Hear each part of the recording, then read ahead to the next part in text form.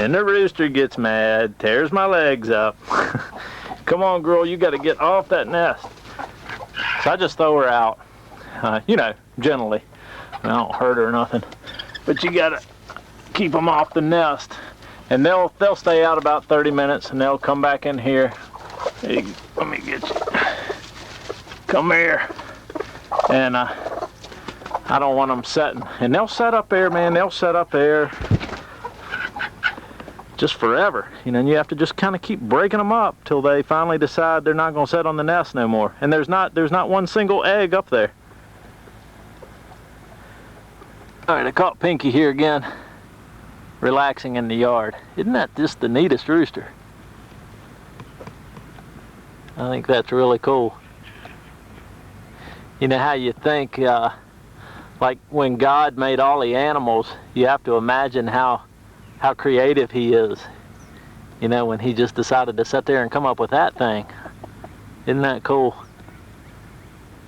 Really neat. Pinky, Pinky, Pinky, Pinky. All right, let's, it's getting about 8:15, 8:30. I don't know if the light's real good in the chicken house here, but I'll show you how chickens go to sleep. They go up the little ladder, and then they all get high up on the roost. They get high up as they can get. Yeah, I think the light's pretty good in here. And then they all just kind of snuggle up there together. There's two golden Polish. They're sleeping side by side, and that's a buff Polish. There's a little white Japanese. There's the Houdan, and look at this guy up here in the very corner, just like hanging on the edge. And they're a lot calmer, you know, when they're getting ready to go to bed. They almost kind of go into a trance. Like you can pet them. If you got one that's kind of you know, kind of hard to hasn't gotten to know you, not real friendly, it's a good time to go in and kind of make friends with them when they're getting ready to go to bed. You can hear that big pounding against a metal wall. That was one falling. They knock each other off and all kinds of stuff. Now, this is a good place to set out right here in the evening. I got a little pond I built in here for the frogs. And you get some of the really neatest sunsets right over through the woods there. You get some really cool looking skies back there. That's a pretty neat one right there. That's one of my favorite things. It's really just really quiet about this time of evening. It's nice to just set out and listen to the frogs. I got 2 or 3 bats that hang out here, and I like to watch the bats fly around at night and see if we see any frogs. That's my garden, little stone garden I built last year, and if you go along the edge there, something was eating all the beans up. And I kept wondering, I was like, well, maybe it's a groundhog. Then I got a lot of rabbits out here. And so anyhow, I was out here the other day going along these beans, trying to figure out what was getting up there and eating them. So I was in here staking up these tomato plants the other day, and I heard something rustling around in the bean patch there. So I figured a rabbit was going to come jumping out, and old Pinky, that funky looking rooster I keep showing you, poked his head up out of there. So I started keeping an eye on him. So it's Pinky. Pinky comes over here about every day and just eats those beans. You can see the leaves. I mean, he has just tore those things up. So it's Pinky. But they keep the bugs out of the garden. Chickens are really good for keeping the bugs out of your garden. They eat them all up. So it's almost worth letting them, you know, if they charge you a tomato or a few beans, and you got to pay them.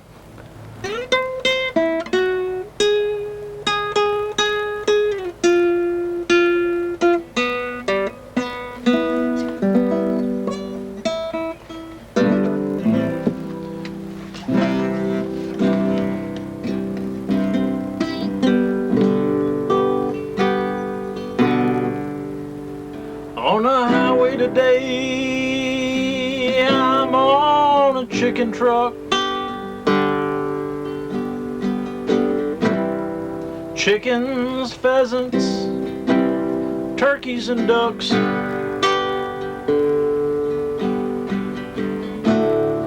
I'm out of luck.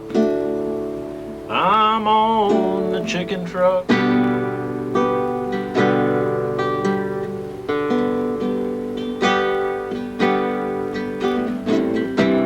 Rolling down to Purdue Farms.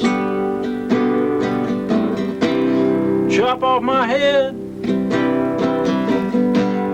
pull off my arms, order me up, wrap my bones in cellophane. Ain't got no name, no one to blame, but that white trash farmer with the messed up brain.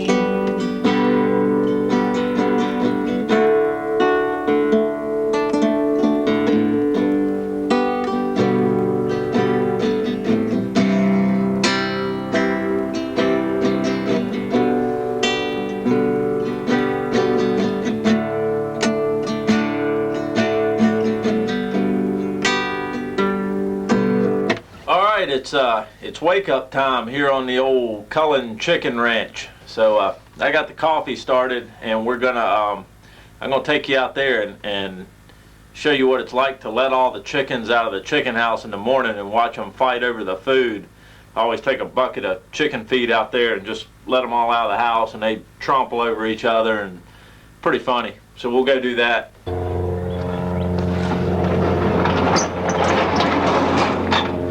Alright, this is where I keep the old chicken feed. That's you might have seen that on one of the other shows. That's the brooder.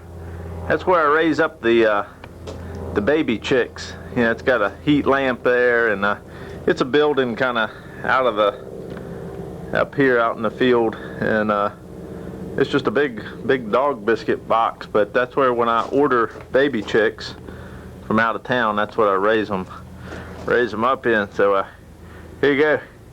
Here's a bucket of chicken feed here, and then back here's a big old backup bucket, and then I keep my tags there of the different things. I mix my own chicken feed, so there's like, I keep the tags off the bag so I know exactly what I got, and then I mix those three things together. So they need some different types of feed, and then you mix a little bit of oyster shell in there for calcium. So let me get a bucket of feed and we'll go feed them. I was coming out of this little building here. I thought you might think this is kind of neat. That's like a little kind of an old western piece of wood sign I got here at the front of my place, and then you go up the flagpole there. I got a skeleton. He kind of keeps a lookout. Skeleton on top of the flagpole, and then one of those old skull flags. The wind ain't blowing much right now, but you know, one of the, there it goes, old Jolly Roger. So that's pretty cool. We got the skeleton up on the flagpole with the old skeleton flag flying. All right, let's go feed the chickens. All right, everybody's crowing. Sometime or another we'll kind of go over these old antique cars I just kind of picked up here and there. They were just kind of junkers laying around, and kind of worked on them through the years, and they're pretty cool old cars. We've been over a couple of them on some of the shows, but maybe we'll go over in detail. Those things all run, and they're on the road. I mean, you can take one out and drive it if you want. Old 56 Cadillac. That's not really an antique right there. There's a 75 convertible Cadillac. That one's pretty cool. 36 DeSoto. That was made by Chrysler. It almost drove the Chrysler business, almost drove them out of business. It was so ugly. Not much of a seller there. And there's an old Dodge Power Wagon. Pretty cool truck. That's just normal old pickup there. Anyhow, I'm getting ready to stone this building in. That's like my house over there is all stone. I put the stone on that house about a stone chimney. Oh, probably about 5 years ago, and I'm gonna make this little chicken house kind of look exactly like it. I'm gonna stone the whole thing in so it looks like my house. I know they're getting sick of me standing here talking. They want out that door. Hey guys! You ready to eat? Alright, here comes the big mad rush out the door.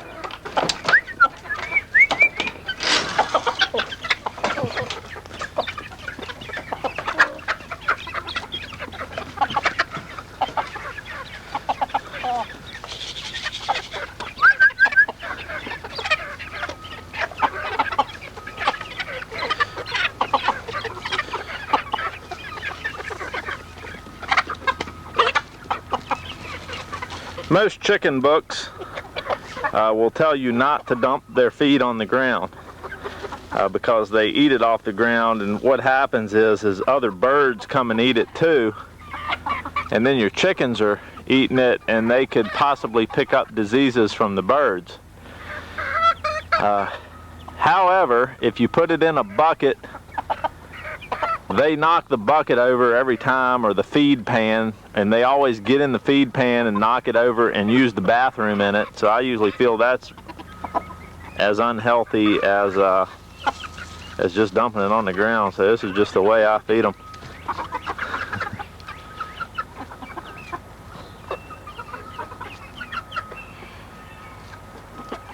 That stuff's got a lot of cracked corn in it, a lot of wheat, crumbled up wheat.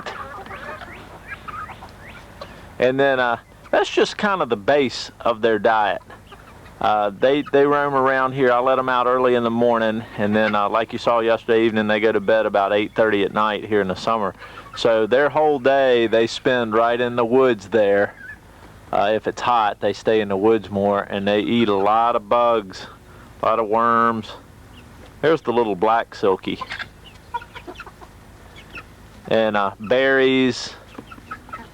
And then they'll come back through here and finish up the feed. You got to make sure they have a lot of water to drink this time of year.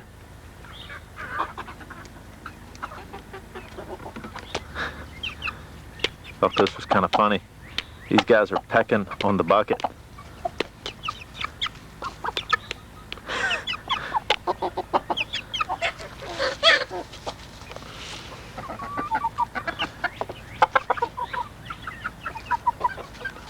Peck the bucket. Alright, now we're going up here to the other chicken house. Let these guys out. So everybody goes to their own house at night. This is where Boy stays. These are my older chickens.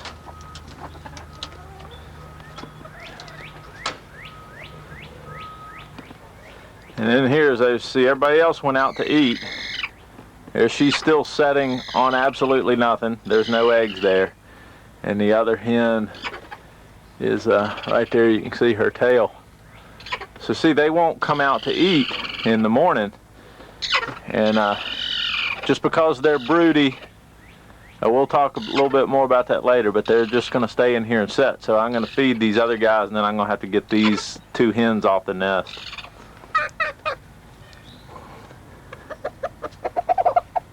Hear that little noise? That's the rooster. He makes that whenever he finds a bug or any kind of food. He'll always make that same little noise to let the hens know he's found food. And then he won't eat it. He'll just make that noise till they come, and let the hens eat it. So the rooster always lets the hens eat first, and then he'll eat.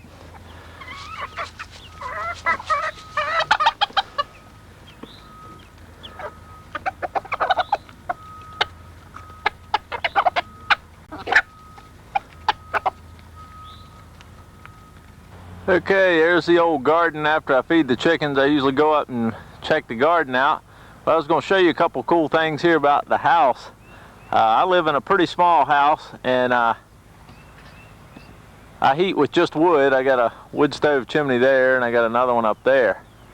So that's all I heat with is wood. And there's kind of a old-timey back porch, you know, you can set out on. And then I had told you I'd put the stone all over the house. But the main thing I wanted to show you here was the windows. I had these windows specially made out of stained glass, and a lot of people just look at them and think they're just neat windows in a stone house, but the windows actually tell a story.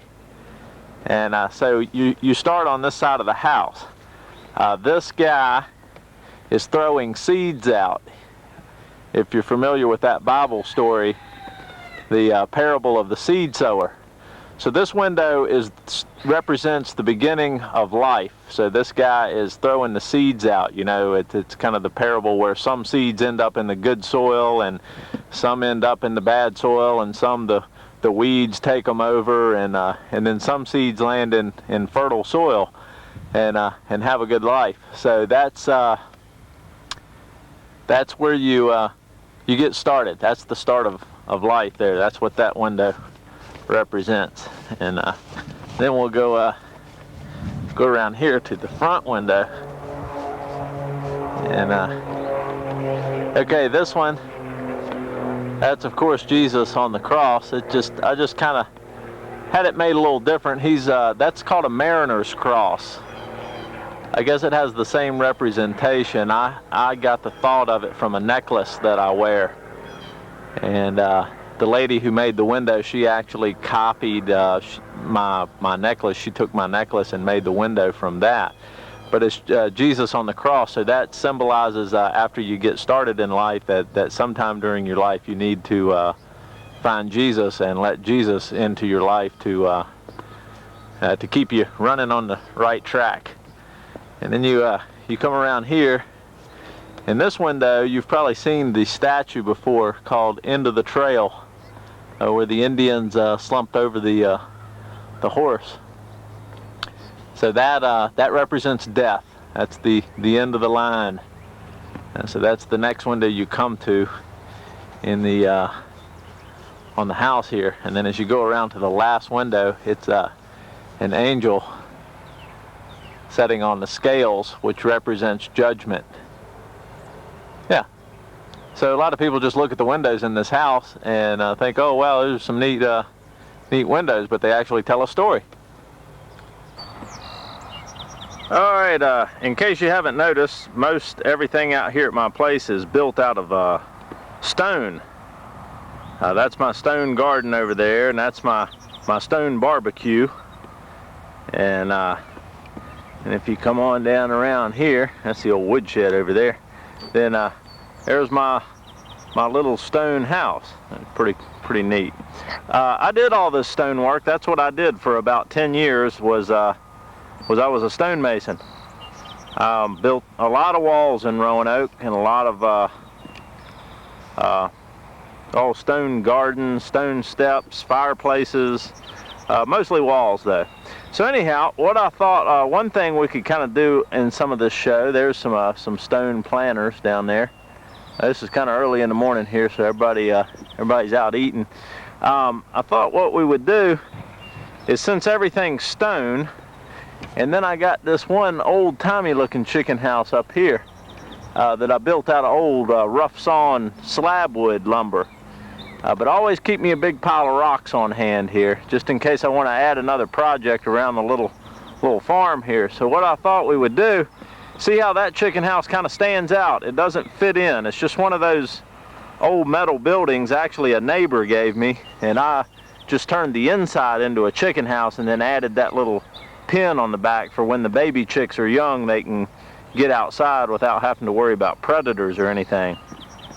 So what I thought we'd do, some of the show I'll give you a little stonemasonry lesson. We'll take some breaks. I'm going to stone that chicken house in right there, so it won't just look like an old metal building. It'll fit into the place a little better. I'm going to try to make it match my little stone house. So I'll do the same type of masonry on the little chicken house. One more thing before we get started. I know we were talking about the windows earlier, and we were talking about this window with Jesus on the cross that was made from my necklace. That's called a mariner's cross. And you know, you got like the anchor down here, and then you got the ship wheel right there. And I've had the necklace for oh wow, probably maybe 14 years I've been wearing this necklace. And a friend of mine stopped by last night, and I noticed he had on the same necklace. And I asked him if he ever knew what the meaning behind that was, and he did.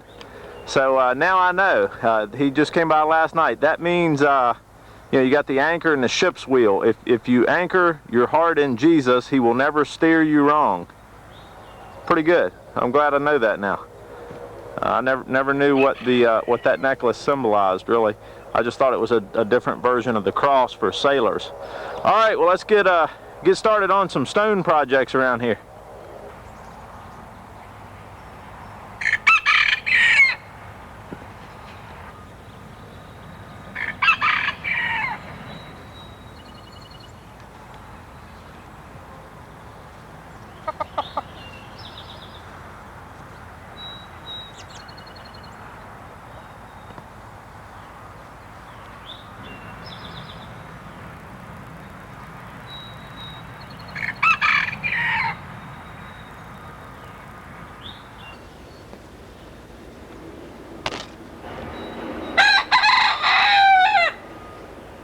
Alrighty, we're about ready to go here. I took the old little bobcat loader there I keep around the farm and scooped up into the rock piles. Pinky's out here and Knot, that's Knot right there. And Knot's done hurt his leg somewhere. He's kind of hobbling around today. Huh. No telling. Oh well. Anyhow, these guys are checking out the rock piles here. So that's the first thing, is we got some stone dumped around here, and I'll get out some of the tools and show you. First thing I'm going to do is dig us a little kind of a foundation trench around the house there, and then we'll start busting some of these rocks up and cutting them, getting some neat colors out of the inside. That's a sandstone. Most of that come up from around Parisburg and Pembroke area. Really pretty stone up there. That's good rattlesnake country too. So okay, let's get started. Okay, the chickens are liking this. I got me a little foundation footer, I guess you want to call it, or a little ditch dug out there where I can start laying the rock. And the chickens are getting in there eating all the bugs. Anytime you till the garden or turn dirt up, the chickens are always right there. So I got right there's a dent in the building where I hit it with that little loader about 4 years ago. So I've got my string run down through there in a straight line, and that's going to be my corner. And I got it running over to here, so I'm all ready to go. I got that's a little 2-pound sledgehammer that I use to crack the rocks open. And so you need one of those. And when I got out of the stone business, I sold my mortar mixers, so I'll just have to mix this up in a wheelbarrow by hand. I got a bucket of my old masonry tools, which is just chisels and trowels. That's my favorite trowel right there. You can see where I've wore the wood handle down. I've used that thing. I probably used it for about 9 years, you know, and I've still got it. That's an old brick hammer. That's good for chipping up the edges of the rock, so I'll show you how to do that. And a wheelbarrow. And I keep a couple sledgehammers. I got a little one, then I got a big, about an 18-pound one there. They're hard to find anymore. You got to go to the flea market to find old ones. I don't guess they manufacture them that large anymore because most people are too lazy to pick one up. And then over here I got my pickup truck, and I've got about a half a ton of sand on the truck and some cement. So I'll go mix a wheelbarrow up and we'll get laying some rock here. Alrighty, got some concrete sand there, and we got a bag of Portland cement, type 1. So I've put a quarter bag. I split that bag in half and then poured half of a half, so that's a quarter bag. And I got about 14 shovels of that sand in there. So now I'm going to hoe that up.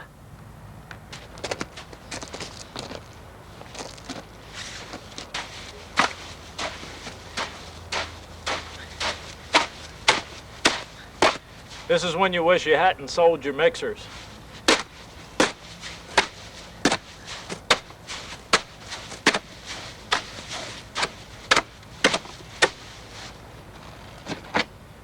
Alrighty, we're ready to start just getting the trowel full, and I'm just laying it in that little gully that I dug. And this is another thing, after about 10 years of lifting rocks, your back gets in pretty bad shape. So I wear one of these weightlifting belts, and then once we get cutting and busting the rocks up, it's you should wear safety glasses too.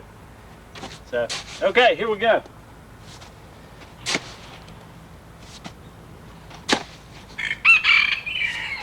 All right, I'm just starting me a row of rocks right down along the path here, staying right on the string. So I'll take every rock, set it down in there. Then I make sure every face of that rock is right on the string as I go.